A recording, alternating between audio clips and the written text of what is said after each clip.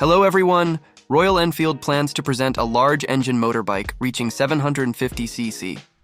It is said that this model carries a café racer style and will share a platform with the Interceptor 650.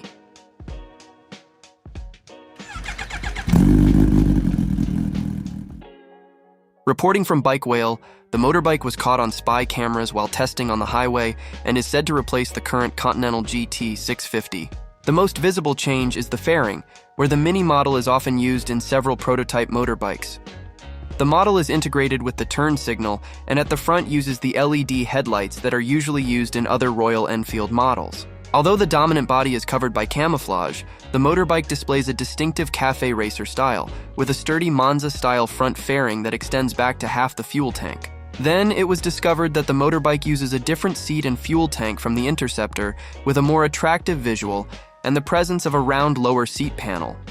This resembles the latest bare 650 model. The Indian motorcycle manufacturer also presents dual disc brakes on the front, which facilitates the motorcycle with better stopping power than the single disc on other 650cc models. In the screenshot, this motorbike is seen using rims with a diameter of up to 18 inches, with a suspension setup consisting of traditional telescopic forks.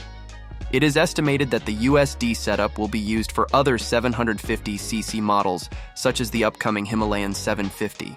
Talking about its performance, this iron horse has the potential with 5 to 7 HP more power than the current 650cc model. The manufacturer will present it with a twin-cylinder engine with 47 HP and 52 Nm of torque.